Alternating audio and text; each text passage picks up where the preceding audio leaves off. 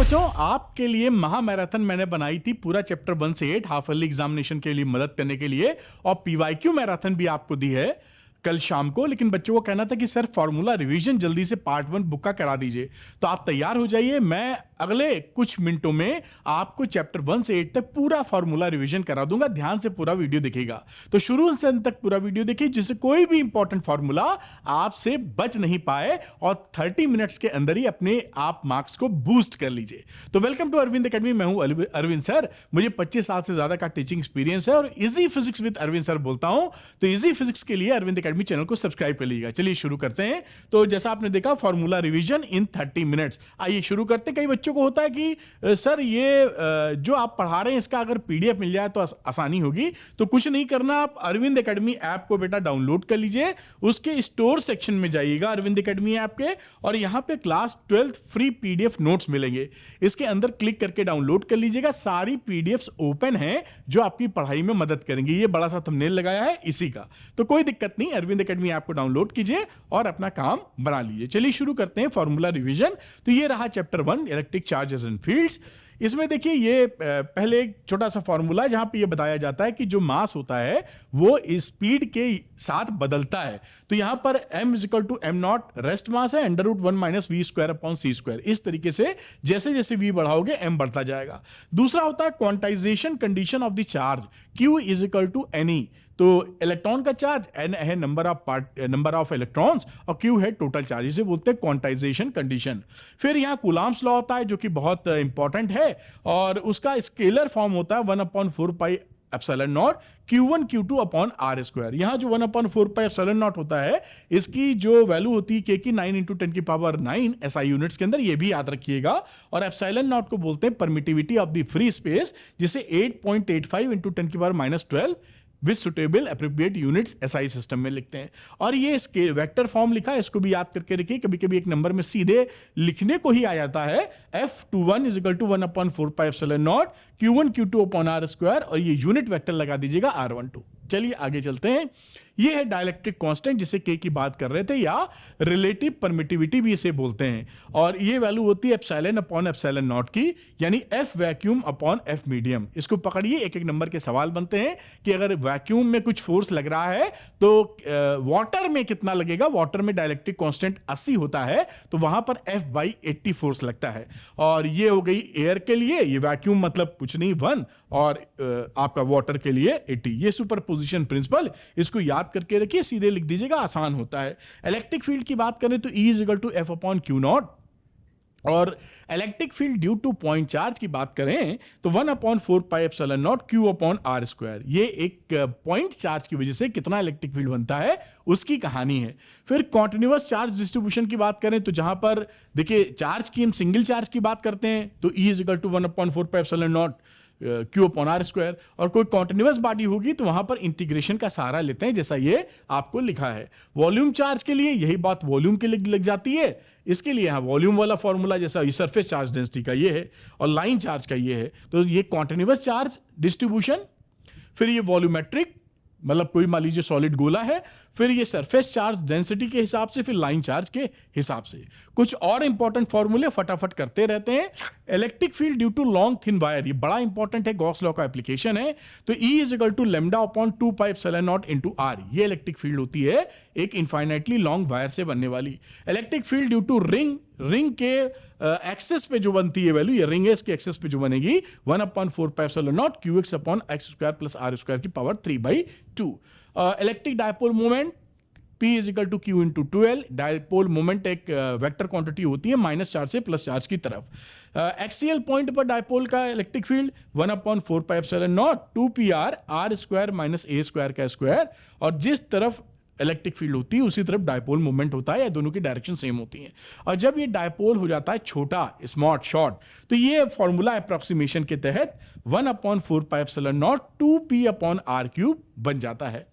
फिर इक्वेटोरियल की बात करेंगे तो इक्वेटोरियल का शॉर्ट डायपोल के लिए जो फॉर्मूला है वो E = 1/4πε0 p/r³ होता है। यहां एक इंटरेस्टिंग बात ध्यान रखिएगा कि जो इलेक्ट्रिक फील्ड और P का जो डायरेक्शन है वो अपोजिट डायरेक्शन में होता है, इलेक्ट्रिक फील्ड की विपरीत दिशा में डायपोल मोमेंट होता है। Torque on dipole tau is equal to P cross E होता है, और अगर मैग्नीट्यूड की बात करें तो tau is equal to P sine theta torque का फॉर्मूला हो जाएगा। इलेक्ट्रिक फ्लक्स की बात करते हैं तो फ्लक्स का फॉर्मूला होता है phi is equal to E dot area vector, और इंटीग्रेशन करना हो जहां पर फ्लक्स सेम ना हो तो इंटीग्रेट करके निकाल सकते हैं। फिर होती है गॉस थ्योरम जो आपके लिए बहुत ज्यादा इंपॉर्टेंट है, इसको भी अच्छे से कर लीजिए। फाई की वैल्यू होती है ई डॉट डी एस का इंटीग्रेशन, और गॉस लॉ बोलता है कि जो भी चार्ज इंक्लोज्ड है किसी क्लोज सरफेस में उसका net charge Q inside upon epsilon not को टोटल फ्लक्स से आप रिलेट करते हो। तो ये फ्लक्स वाली तो बहुत जगह थ्योरी में भी पूछा जाता है। अब आगे की बात करते हैं electric field infinite plane sheet. एक प्लेन शीट है तो उससे इलेक्ट्रिक फील्ड कितना बनेगा, तो E is equal to sigma upon 2 epsilon naught, ये वैल्यू होती है एक प्लेन शीट से इलेक्ट्रिक फील्ड बनने की। और थिन स्फेरिकल शेल की बात करें तो इलेक्ट्रिक फील्ड आउटसाइड, या तीन केस होते हैं, आउटसाइड, ऑन द सरफेस और इनसाइड। तो E is equal to 1/4πε0 Q upon R square, ये आउटसाइड हो गया। ऑन द सरफेस में स्मॉल आर की जगह कैपिटल आर रख दो। और ये बड़ा इंपॉर्टेंट ध्यान रखिएगा कि इनसाइड द स्फेरिकल शेल आपकी इलेक्ट्रिक फील्ड 0 होती है। और ये ग्राफ बहुत इंपॉर्टेंट है क्योंकि अंदर की तरफ इलेक्ट्रिक फील्ड नहीं होती, मैक्सिमम होती है सरफेस में, फिर E is proportional to 1/r² होता है। इसको ध्यान से पढ़े रहिएगा जिससे काम बने। चैप्टर नंबर 2 की बात करते हैं पोटेंशियल एंड कैपेसिटेंस की। तो यहां पर पोटेंशियल डिफरेंस का होता है work done upon Q naught, और potential due to point charge V is equal to 1/4πε0 Q/r, ये एक सिंगल पॉइंट चार्ज से बनने वाला पोटेंशियल है। डायपोल पोटेंशियल, डायपोल की वजह से कितना पोटेंशियल बनता है 1/4πε0 P/r² माइनस a²। और जब आप बात करते हैं शॉर्ट डायपोल की, नॉर्मली अक्सर हमें शॉर्ट डायपोल का ही केस मिलता है, बाकी तो मिल कुछ भी सकता है, तो V एक्सियल करेंगे तो 1/4πε0 P/r²। और इक्वेटोरियल पोजीशन पे जो डायपोल की वैल्यू होती है पोटेंशियल की वो 0 होती है। पोटेंशियल जो होता है इलेक्ट्रिक पोटेंशियल वो एक स्केलर क्वांटिटी है, प्लस माइनस 0 हो सकता है लेकिन कोई दिशा नहीं होती इसकी। तो इक्वेटोरियल पॉइंट पे ये आपको मिलता है 0। डायपोल ये जनरल फॉर्मूला है, किसी भी आर्बिट्री पोजीशन पे आप लेंगे तो V is equal to 1/4πε0 P cos theta upon r² आ जाएगा। ये P का डायपोल मोमेंट, R का डायपोल मोमेंट से जो एंगल होता है वो थीटा है यहां पर। फिर पोटेंशियल जो होता है वो थिन स्फेरिकल शेल में बाहर on the surface, in the surface कितना होता है, तो आउटसाइड होता है, ये देखिए आउटसाइड है 1/4πε0 Q/r, ये ऑन द सरफेस है, स्मॉल r की जगह कैपिटल R पुट कर दीजिए। फिर इनसाइड की बात करेंगे तो यहां इंपॉर्टेंट बात ध्यान रखिएगा कि inside the spherical shell potential difference, ये पोटेंशियल 0 नहीं होता, जो सरफेस पे होता है वही इनसाइड होता है। तो ये देखिए यहां पर इनसाइड, ये ग्राफ ऐसे आ जाता है, ये बहुत ही इंपॉर्टेंट बात है। यानी गोले के अंदर V सरफेस के बराबर होगा जबकि इलेक्ट्रिक फील्ड आपका 0 होगा, ये ध्यान रखिएगा। ये रिलेशन है between electric field and potential. अगर सिंपल रिलेशन की हम बात करें जो हमारे कोर्स में नॉर्मली आता है तो E is equal to minus dV/dr। ये माइनस साइन क्या दिखाता है कि इलेक्ट्रिक फील्ड की दिशा में आप आगे बढ़ोगे तो पोटेंशियल ड्रॉप होगा, है ना। और dV/dr को ग्रेडियंट बोलते हैं, पोटेंशियल ग्रेडियंट। और पोटेंशियल 2 पॉइंट चार्जेस के बीच अगर बात की जाए तो कितना आपका सिस्टम की एनर्जी होती है, potential energy 1/4πε0 Q1 Q2 upon r। अगर दो चार्जेस हैं तो उनकी टोटल एनर्जी पोटेंशियल ये हो जाएगी। 3 पॉइंट चार्जेस हैं तो जोड़े बनते हैं, देखिए 3 है तो Q1 Q2 R12, यानी Q1 Q2 का बनाया, Q1 Q3 का बनाया, Q2 Q3 का, और बीच की डिस्टेंसेस को डिवाइड कर दिया।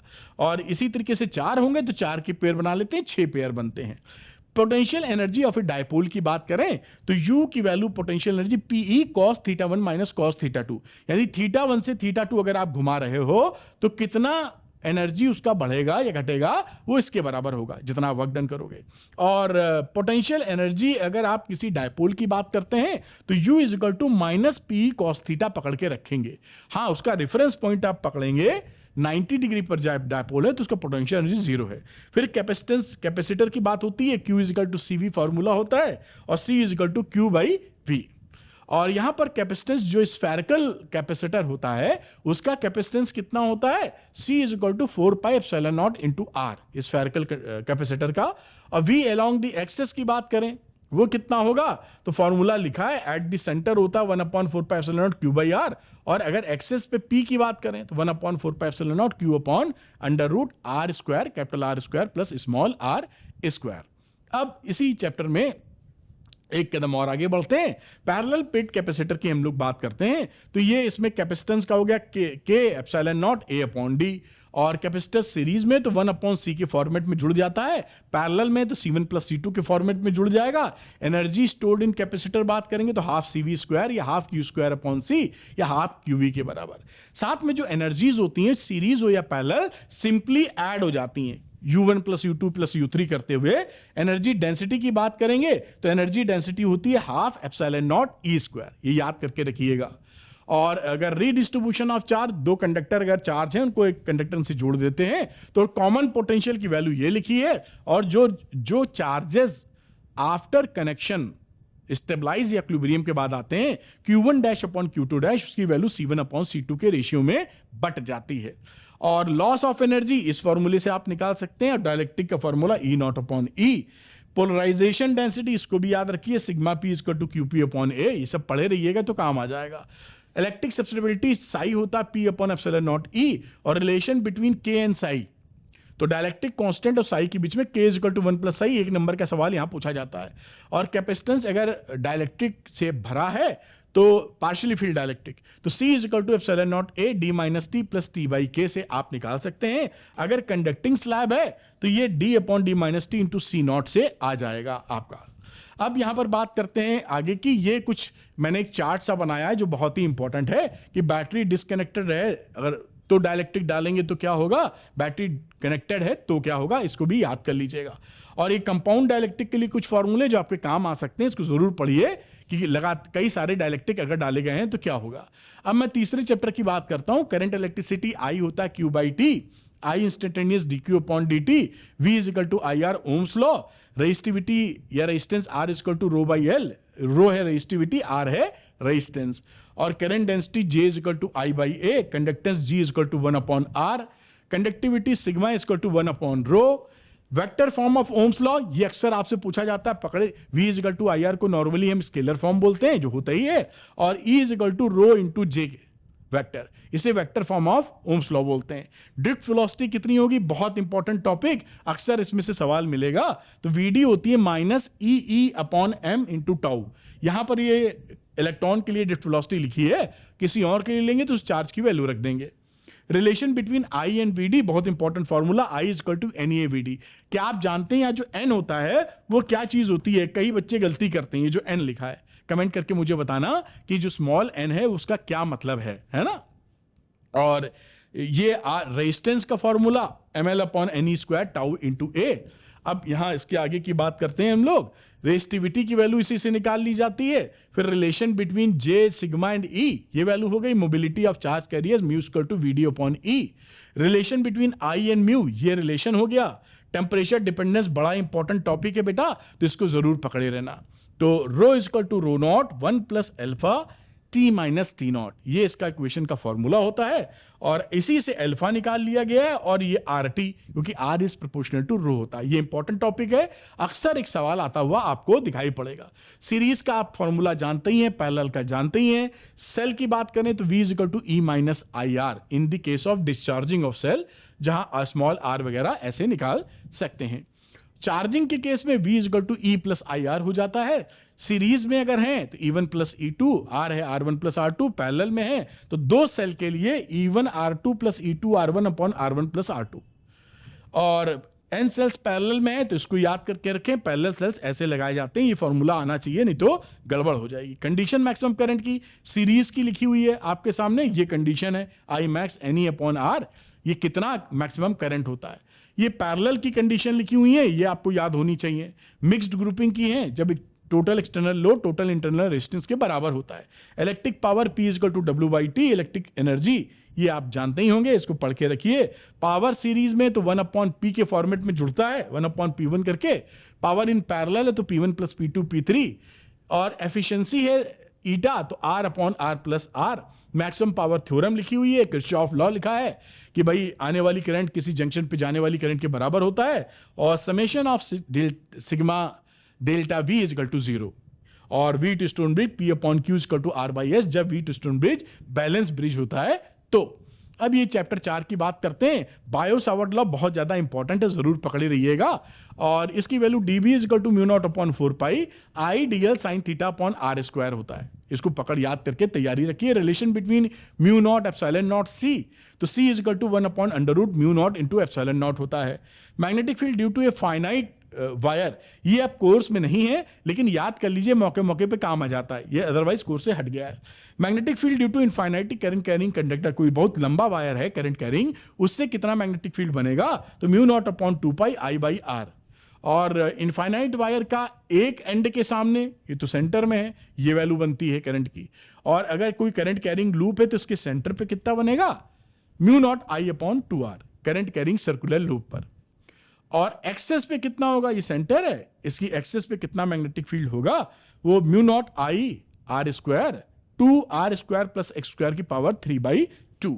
और ये कोई आर्क है तो उसका फॉर्मूला ये है कि पूरा सर्किल नहीं, कोई उसका पार्ट है तो कितना बनने वाला है। और ये एम्पियर्स लॉ होता है, ये बड़ा इंपॉर्टेंट है बेटा, B dot D L equal to mu not into I net. जैसे गॉस थ्योरम होती है इलेक्ट्रोस्टैटिक्स में, या चैप्टर 1 में थी, वैसे ही चौथे चैप्टर में बायो सावर्ट लॉ का अल्टरनेटिव फॉर्म एम्पियर्स लॉ होता है। सोलोनाइड के लिए फॉर्मूला होता है B is equal to mu not into N I. यहां पे भी एन क्या है, कई बच्चे गलती करते हैं, ये क्लैरिटी आपको होनी चाहिए। और वन एंड पे mu not an I upon 2, ये आपका, ये बहुत इंपॉर्टेंट है कि एक थिक वायर है, उससे करंट फ्लो हो रही है, तो magnetic field outside on the surface और इनसाइड कितना बनता है, तो ये वैल्यू लिखिए। आउटसाइड ये वैल्यू है, सरफेस पे ये है, और इनसाइड ये है, और ये इसका ग्राफ है। ये बहुत इंपॉर्टेंट है, टॉपिक भी टिक करते रहिए, जो मैं बता रहा हूं बहुत पूछा जाता है आपसे, तो क्लैरिटी होनी चाहिए।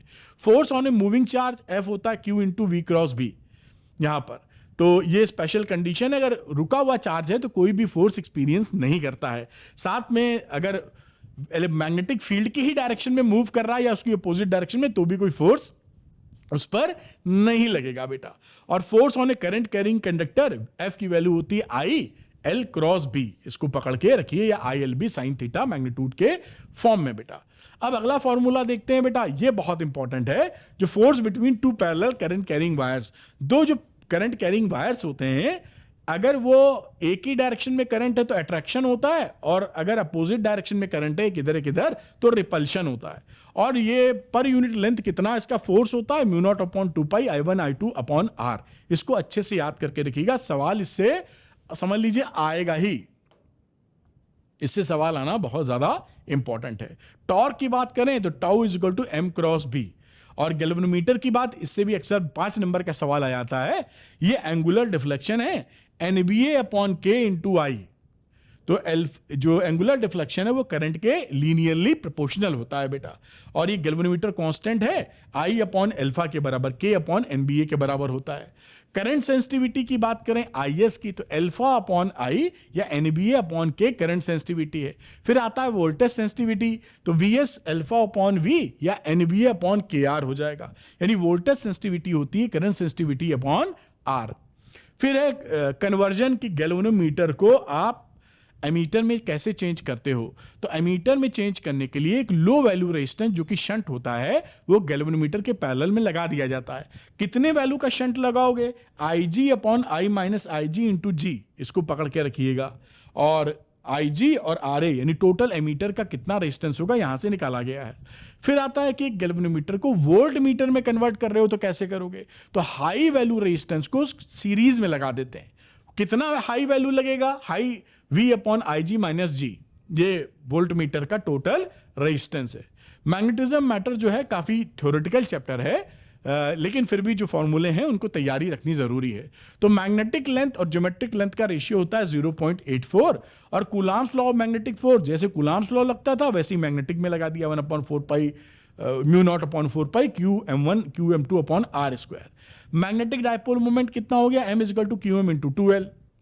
एक्सियल पॉइंट पर उसी तरह फॉर्मूला जो हमने डायपोल का पढ़ा था, और उसी तरह इक्वेटोरियल का फॉर्मूला आ गया। Torque on magnetic dipole, tau is equal to M cross B। Potential energy of the magnetic dipole, MB cos θ1 minus cos θ2। और डायपोल की पोटेंशियल एनर्जी की बात करेंगे तो माइनस M डॉट B। अब current loop as a magnetic dipole, एक current carrying loop है, वो मैग्नेटिक डायपोल की तरह बिहेव करता है, तो उसकी जो डायपोल मोमेंट होता है NIA होता है मैग्नीट्यूड। ये उसकी वैल्यू हो गई। गॉस लॉ इन मैग्नेटिज्म क्या होता है, बी डॉट डी एस को अगर क्लोज सरफेस के अराउंड आप इंटीग्रेट करेंगे तो उसकी वैल्यू 0 मिलती है। इसका मतलब होता है कि मोनोपोल एग्जिस्ट नहीं करते, अकेला साउथ या अकेला नॉर्थ आपको नहीं मिलेगा। मैग्नेटाइजिंग फील्ड, ये कुछ फॉर्मूले हैं जो आप याद करके रख सकते हैं। इस पे सवाल तब बनते हैं जब ये थोड़ा सा हार्ड पेपर होता है, तो ये मैं दिखा देता हूं, आपने नहीं पढ़े तो रट लीजिएगा और आपके काम आ सकते हैं। ये रिलेशन पे इस पे सवाल बन जाता है। म्यू आर की वैल्यू होती है 1 + साई m, ये बड़ा इंपॉर्टेंट है। क्यूरीज लॉ, फिर मॉडिफाइड क्यूरीज लॉ, ये सब इंपॉर्टेंट है, ध्यान से पढ़ लीजिएगा, ये बड़ी इंपॉर्टेंट टेबल है। डायमैग्नेटिक, पैरामैग्नेटिक और फेरोमैग्नेटिक में साई, म्यू आर और म्यू म्यू नॉट में क्या रिलेशन होता है, इसको जरूर अच्छे से कर लेना जिससे चूके ना आप, है ना। और मैग्नेटिक फ्लक्स की बात करें तो phi is equal to B dot A होता है, और स्केलर क्वांटिटी होती है फ्लक्स, जबकि +-0 हो सकती है। फेरेडे लॉ बहुत इंपॉर्टेंट है इलेक्ट्रोमैग्नेटिक इंडक्शन का, E होता है -N/dt, और अगर ये, और यहां पे जो माइनस साइन होता है वो लेंज लॉ से आता है। लेंज लॉ, फेरेडे लॉ बड़ा इंपॉर्टेंट है बेटा। Motional EMF E is equal to BLV। दूसरा, current induced in a loop, तो I की वैल्यू BLV/R आ जाती है। फोर्स इस आर्म को मूव करने में जो लगता है वो ये लगेगा। पावर डिलीवर ये आ जाएगी। Relation between induced charge and flux, ये बड़ा इंपॉर्टेंट है, अक्सर पूछते हैं कि कितना इंड्यूस्ड चार्ज पैदा होगा, तो ∅Δφ/R होगा। एक्चुअली क्या होता है कि जो टोटल EMF इंड्यूस होता है वो rate of change of flux पे डिपेंड करता है, जबकि total induced charge rate of change of flux पे डिपेंड नहीं करके टोटल चेंज ऑफ फ्लक्स पे डिपेंड करता है। इस वजह से इससे इसका रिश्ता डिफरेंस पूछते हैं, या पूछते हैं फर्क क्या है। तो ये आप फर्क समझे होंगे, ये dφ/dt है रेट, और ये केवल ΔΦ है। Induced charge, induced EMF, induced voltage. अगर EMF, ये कोई आप रॉड ले लेते हैं, उसको गोल गोल घुमाते हैं, यहां पर रिपीट करके या बांध के कह लीजिए, तो उसके अराउंड इन दोनों, ये O और A के अराउंड एक पोटेंशियल डिफरेंस क्रिएट होता है, जिसको ½ BL² की वैल्यू आती है, L इसकी लेंथ है। और coil rotating in uniform magnetic field, तो E is equal to NBA ω sin ωt value आ जाएगी, या इसको E is equal to E0 sin ωt लिखते हैं। इस पे कई एक एक नंबर के सवाल बनते हैं। E0 is equal to NBA ω के बराबर। अब देखिए आगे, ये self induction φ is equal to Li या E is equal to -L di/dt, और जो सोलेनॉइड का कोफिशिएंट ऑफ सेल्फ इंडक्टेंस होता है उसकी वैल्यू होती है μ0n² L × A, और इसको याद करके रखिए आप, ये बड़ी इंपॉर्टेंट फॉर्मूले हैं सोलेनॉइड के केस में। फिर म्यूचुअल इंडक्टेंस होता है φ इज इक्वल टू Mi, और ये E is equal to -M di/dt। फिर ये दो जो कॉयल होती हैं उनके बीच का म्यूचुअल इंडक्टेंस की बातचीत की जाती है, तो M is equal to μ0n1n2A/L, इसको याद रखिएगा जो आपसे पूछा जाता है। अल्टरनेटिंग करंट की बात करें तो अल्टरनेटिंग करंट में AC वोल्टेज इन करंट में E is equal to E0 sin ωt, I is equal to I0 sin ωt, ये फॉर्मूले होते हैं AC करंट के। 3 वैल्यू होती है अल्टरनेटिंग करंट के अंदर, एक एवरेज वैल्यू कंप्लीट साइकिल पे जिसकी वैल्यू 0 होती है, फिर हाफ साइकिल पे डिफाइन करते हैं 2/πI0 के बराबर, और इसी तरह E एवरेज और IRMS जो कि होती है I0/√2। तो ये आपको क्लैरिटी से याद होनी चाहिए। फिर प्योर रजिस्टर का जब केस आता है तो इसमें E और I, यानी केवल अगर रेजिस्टेंस ही लगा है AC सर्किट में, तो दोनों सेम फेज में होते हैं। ये फेजर डायग्राम है उसका, E और I एक ही फेज में होता है। अब हम इंडक्टर की बात करेंगे तो यहां पर जो करंट होती है वो इंड्यूस्ड जो करंट होती है वो वोल्टेज से π/2 पीछे होती है। ये इसमें सेम, इसमें पीछे, और इसका जो इंडक्टिव रिएक्टेंस होता है XL, उसकी वैल्यू होती है ω/L या 2πfL। ये इसका ग्राफ है छोटा सा, ये तैयारी करके रखिए, पॉज करके ध्यान से नोट कर लीजिएगा, या अरविंद एकेडमी ऐप से ले लीजिएगा डाउनलोड करके। ओनली कैपेसिटर सर्किट है, तो कैपेसिटर सर्किट में करंट लीड करती है पोटेंशियल, करंट लीड करती है पोटेंशियल से π/2 एंगल से। ये उसका फेजर डायग्राम है बेटा। अब इसके अंदर जो XC होता है ना, कैपेसिटिव रिएक्टेंस, 1/ωc या 1/2πfc इसकी वैल्यू आती है। ये जो दो ग्राफ हैं, ये ग्राफ और ये ग्राफ, ये दोनों ग्राफ आपसे, इसमें एक ना एक ग्राफ देखिएगा अक्सर आपसे पूछा जाता है, तो इसकी तैयारी जरूर रखिएगा। LR सर्किट की बात कर दें तो LR सर्किट में आप देखेंगे E लीड करता I φ एंगल से। सीआर सर्किट की बात करेंगे तो सी डोमिनेट करता, आई लीड करता है ई को फाई एंगल से।